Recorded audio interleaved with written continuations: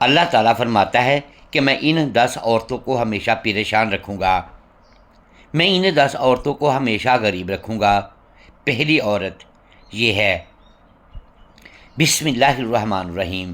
اللہ پاک فرماتا ہے کہ میں ان 5 عورتوں کو ہمیشہ کے لیے پریشان رکھوں گا، ان 5 عورتوں کو ہمیشہ کے لیے غریب کر دوں گا، ان 5 عورتوں کا رزق تنگ کر دوں گا۔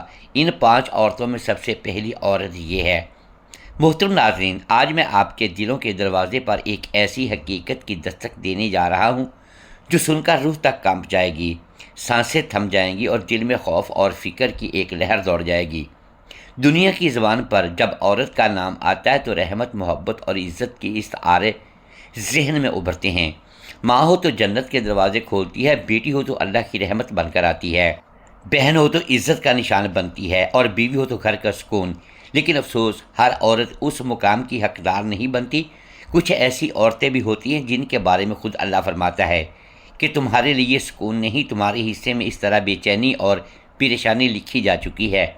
ایسی عورت چاہے سونے کے محلات میں رہیں یا مٹی کی جھونپڑیوں میں، ان کے دل کے اندر ایک ایسی آگ جلتی رہتی ہے جسے نہ دولت بجھا سکتی ہے، نہ محبت، نہ کسی کا سہارا۔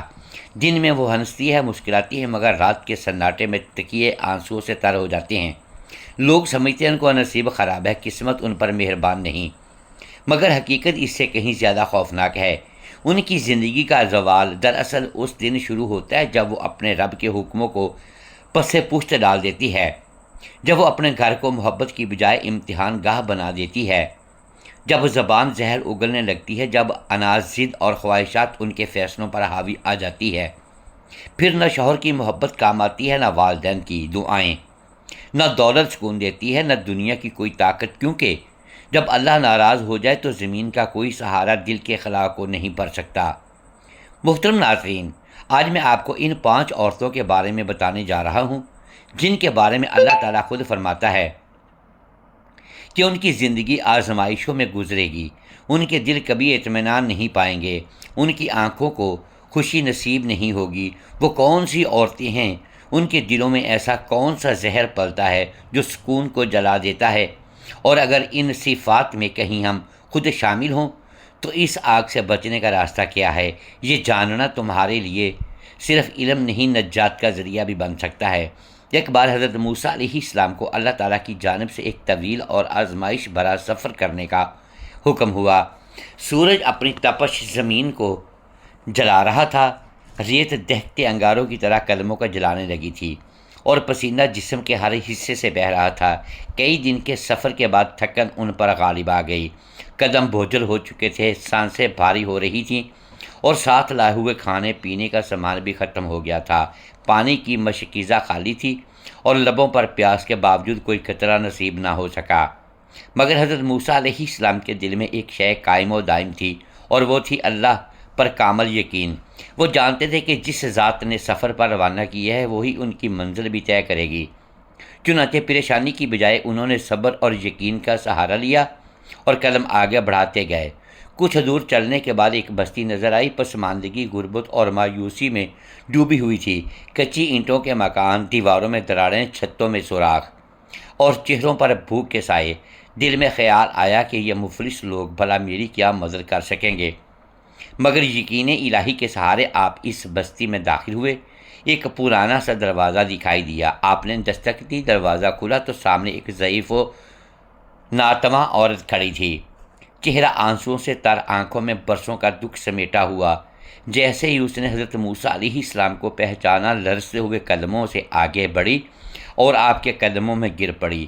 کانپتی آواز میں کہنے لگی، اے اللہ کے نبی، برسوں سے آپ کے دیدار کی خواہش دل میں پالی تھی، مگر بھوک اور بے بسی نے ہمت چھین لی۔ آج اللہ نے آپ کو میرے در پر بھیجا ہے، یہ میری زندگی کا سب سے قیمتی لمحہ ہے۔ اس نے عاجزی کے ساتھ آپ کو گھر کے اندر بلایا، ایک پرانے تخت پر بٹھایا اور جو کچھ گھر میں موجود تھا، خواہ معمولی سا کھانا ہی کیوں نہ ہو، عقیدت سے پیش کیا۔ پھر لرزتے ہوئے لہجے میں عرض کی، اے اللہ کے برگزیدہ نبی، جب آپ کوہ طور پر اپنے رب سے ہم کلام ہوں تو میرے بارے میں ضرور پوچھیے گا کہ آخر میں ہر وقت کیوں روتی رہتی ہوں، میری زندگی میں سکون کیوں نہیں ہے، کیا میری قسمت میں ہمیشہ غم ہی لکھے گئے ہیں؟ حضرت موسیٰ علیہ السلام نے اس عورت کے درد کو محسوس کیا اور وعدہ فرمایا کہ وہ اس کے سوال کو اپنے رب کے حضور پیش کریں گے۔ وقت گزرا، سفر مکمل ہوا اور آپ کوہ طور پر گئے اور اللہ سے ہم کلام ہوئے۔ جب واپس لوٹنے لگے تو وہی بستی دوبارہ سامنے آئی اور وہی عورت یاد آ گئی۔ آپ اس کے گھر کے قریب پہنچے، دروازے پر دستک دی، عورت دوڑتی ہوئی آئی، باہر آئی، چہرے پر امید اور دل میں خوف تھا۔ حضرت موسیٰ علیہ السلام نے نہایت نرمی اور سکون سے فرمایا، اے عورت، میں نے تیرے بارے میں اپنے رب سے سوال کیا۔ اللہ تعالیٰ نے وحی میں فرمایا کہ 5 قسم کی عورتیں ایسی ہیں جن کے نصیب میں ہمیشہ کے لیے بے سکونی اور آزمائش لکھی جا چکی ہے، چاہے وہ دنیا کے محلوں میں رہیں یا تنہائی کے اندھیروں میں، ان کے دل کو کبھی قرار نصیب نہیں ہوتا۔ اور اے عورت، شاید تو انہی میں شامل ہے، اسی لیے تیری آنکھوں کے آنسو نہیں رکتے اور تیری روح کو سکون نہیں ملتا۔ یہ سن کر وہ عورت کانپ اٹھی، آنکھوں سے آنسو رواں ہو گئے اور لرزتی ہوئی آواز میں بولی، اے اللہ کے نبی، مجھے بتائیے وہ 5 عورتیں کون سی ہیں جن کے بارے میں میرے رب نے اتنا سخت فرمان نازل فرمایا ہے؟ کہیں میں بھی انہی میں شامل نہ ہو جاؤں۔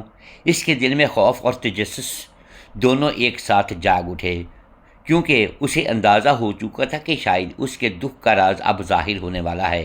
حضرت موسیٰ علیہ السلام نے اس عورت کے لرزتے وجود کو دیکھا، اس کے چہرے پر سوالوں کی آگ بھڑک رہی تھی اور آنکھوں میں خوف اور اشتیاق کے سائے لہرا رہے تھے۔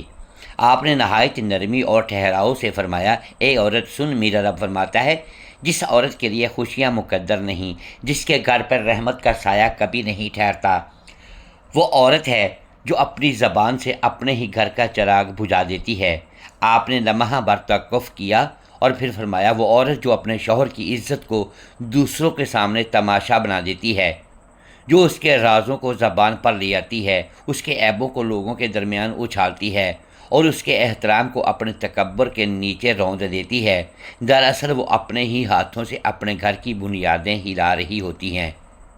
اس کی زبان، آپ نے فرمایا، تلوار کی مانند ہے، یہ تلوار جسم کو نہیں دل کو کاٹتی ہے۔ وہ عورت جو اپنی سہیلیوں، رشتہ داروں یا سوشل محفلوں میں بیٹھ کر اپنے شوہر کی کمائی، اس کی چال چلن اور اس کے گھر کے معاملات، حتیٰ کہ اس کی ظاہری انداز کا مذاق اڑاتی ہے، وہ یہ نہیں جانتی کہ اس کے الفاظ زمین پر نہیں گرتے، آسمان تک پہنچتے ہیں۔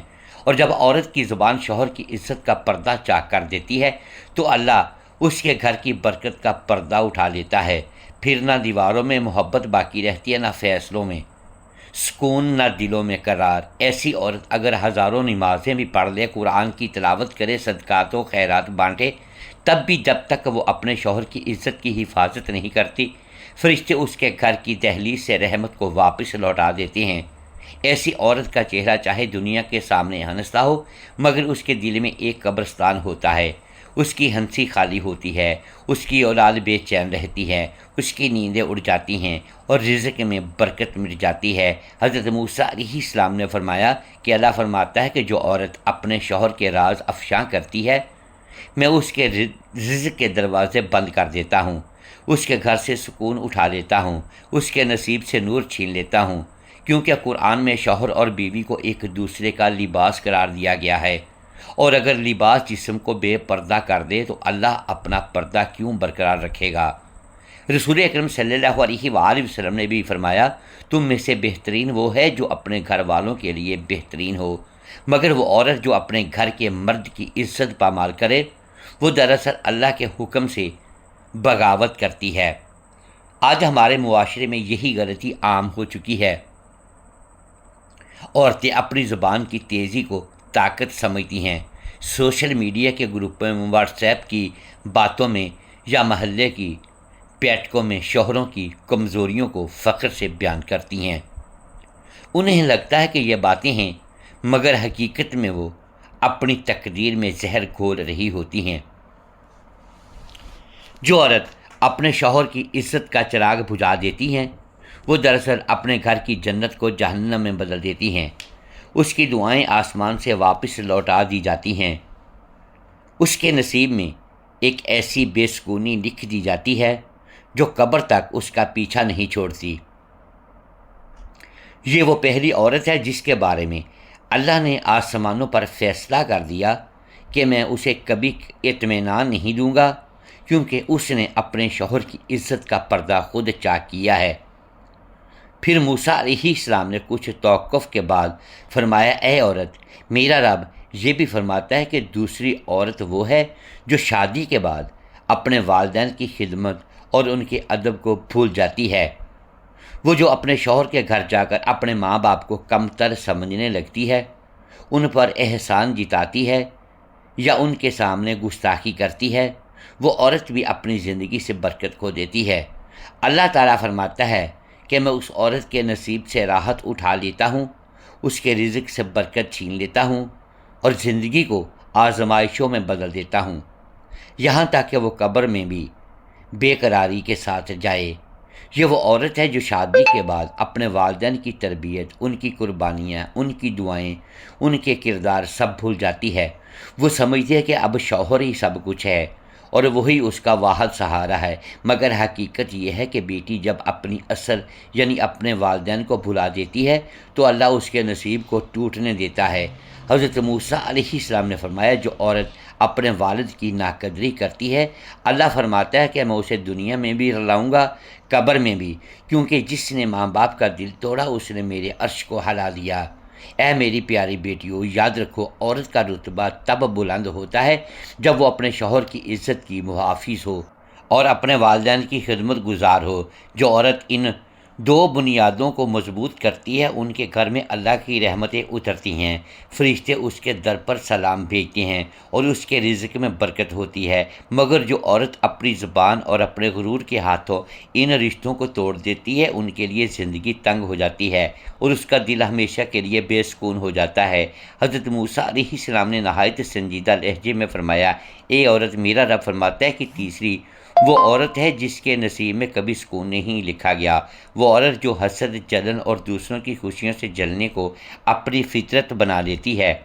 وہ صرف دوسروں کی کامیابی، اولاد یا خوشحالی دیکھ کر کرتی ہی نہیں، بلکہ اس کے دل کے اندر یہ آرزو پال لیتی ہے کہ ان کا گھر اجڑ جائے، ان کی خوشیاں ختم ہو جائیں، ان کا رزق چھن جائے۔ ایسی عورت جب دوسروں کے مسکرانے پر روئے تو اللہ اس کے نصیب کو رلا دیتا ہے۔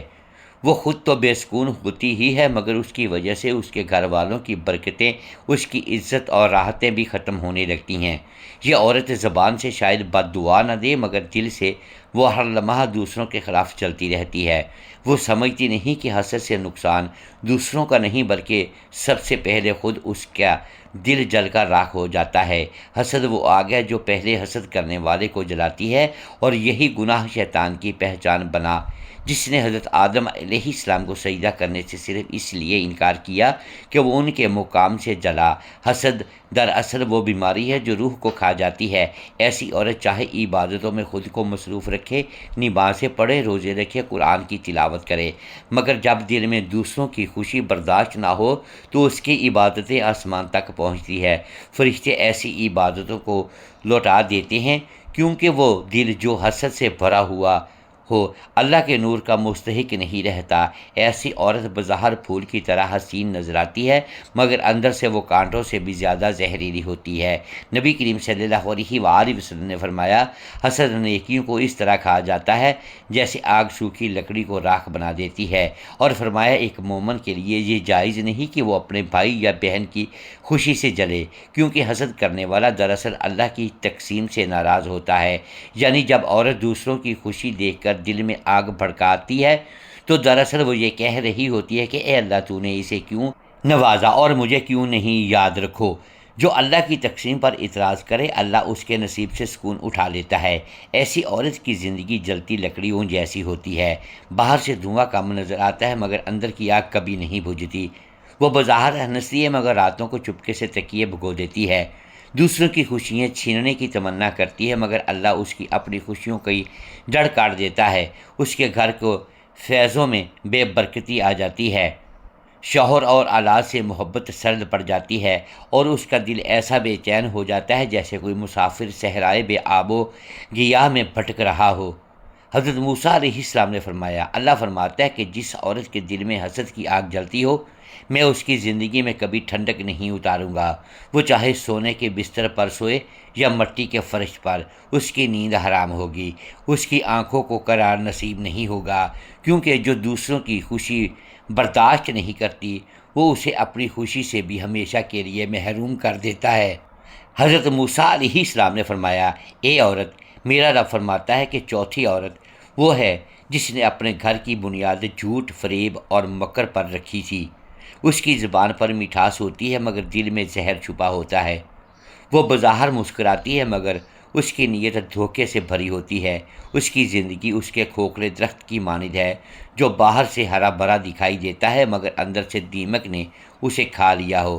اللہ فرماتا ہے کہ ایسی عورتوں کو کبھی اطمینان نصیب نہیں ہوگا، کیونکہ اس نے میرے بندوں کے دل زخمی کیے، ان کے اعتماد کو توڑا اور سچائی کے نور کو اپنی چالاکیوں میں دفن کیا۔ یہ عورت گھر میں پیار سے بات کرتی ہے مگر پس پردہ وہ ساس، نند اور شوہر یا رشتہ داروں کے خلاف سازشیں نہیں بنتی۔ وہ ہمدرد بن کر دوسروں کے گھروں کو توڑنے کی چالیں چلتی ہے، کبھی جھوٹے الزام لگا کر شوہر کو والدین سے لڑاتی ہے، کبھی والدین کے دل میں نفرت بھرتی ہے۔ ایسی عورت نہ صرف اپنے گھر کی دیواروں کو گراتی ہے بلکہ اپنی تقدیر کے دروازے بھی بند کر لیتی ہے۔ یاد رکھو، رشتے دھاگے نہیں امانت ہیں۔ جب عورت جھوٹ کا قرض جب بنا لے تو اللہ سچ کو اس کی زندگی سے اٹھا لیتا ہے۔ نبی کریم صلی اللہ علیہ وآلہ وسلم نے فرمایا، جو دھوکہ دے وہ ہم میں سے نہیں۔ فریب کرنے والی عورت مکڑی کی مانند ہے جو اپنا جالا خود بنتی ہے مگر بھول جاتی ہے کہ ایک جھونکا آئے گا اور سب کچھ بکھر جائے گا۔ حضرت موسیٰ علیہ السلام نے فرمایا، اے عورت، میرا رب فرماتا ہے کہ پانچویں عورت وہ ہے جو اپنی عبادت، نیکی، تسبیح اور نماز کے سہارے غرور کرنے لگتی ہے۔ وہ سمجھتی ہے کہ اب وہ دوسروں سے افضل ہے، کہ اس کی دعائیں رد نہیں ہو سکتی، کہ اللہ اس سے ناراض ہو ہی نہیں سکتا۔ وہ نمازیں تو پڑھتی ہے مگر دل میں تکبر چھپا ہوتا ہے۔ قرآن کی تلاوت کرتی ہے مگر دکھاوے کے لیے، سجدہ کرتی ہے مگر ان میں عاجزی نہیں ہوتی۔ ایسی عورت کے بارے میں اللہ فرماتا ہے کہ میں اس سے اپنی برکت چھین لیتا ہوں، کیونکہ اس نے میری عبادت کو بھی اپنی پڑھائی کا ذریعہ بنا لیا۔ ایسی عورت دوسروں کو حقارت سے دیکھتی ہے، راستے میں چلتی غریب عورت اسے کمتر لگتی ہے، سادہ لباس والی بہن اسے جاہل محسوس ہوتی ہے، اور اپنے گھر میں نوکرانی یا کمزور بہو سے یوں پیش آتی ہے جیسے وہ انسان نہیں بلکہ مٹی کے ایک بے جان چیز ہے۔ وہ چاہے جتنی عبادت کر لے، جس کے دل میں رائی کے دانے کے برابر بھی تکبر ہوگا، جنت کی خوشبو تک نہیں پا سکے گا۔ جس کے دل میں رائی کے دانے کے برابر بھی تکبر ہوگا وہ جنت کی خوشبو تک نہیں پا سکے گا۔ جس کے دل میں رائی کے دانے کے برابر بھی تکبر ہوگا وہ جنت کی خوشبو تک نہیں پا سکے گا۔ اللہ تعالی ہمیں دین کی مکمل سمجھ نصیب فرمائے اور ہمارا خاتمہ ایمان پر فرمائے، آمین۔ ناظرین، کمنٹس باکس میں اللہ تعالیٰ کے 99 ناموں میں سے ایک نام ضرور ٹائپ کیجئے گا۔ محترم ناظرین، امید ہے آج کی یہ ویڈیو آپ کو پسند آئی ہوگی۔ ناظرین گرامی، اگر ہم اس ویڈیو میں الفاظ کی درستگی دانستہ یا دیدہ دانستہ درست نہیں کر پائے تو ہم آپ سے معذرت خواہ ہیں اور اللہ کی حضور معافی کے طلبگار ہیں۔ ناظرین گرامی، ویڈیو کو لائک کیجئے، چینل کو سبسکرائب کیجئے اور بیل آئیکن پریس کر دیں تاکہ ہر نئی آنے والی ویڈیو اب تک بروقت پہنچ سکے اور ہماری حوصلہ افزائی ہوتی رہے۔ اگلی ویڈیو تک کے لیے اجازت دیجیے گا۔ شکریہ، اللہ حافظ۔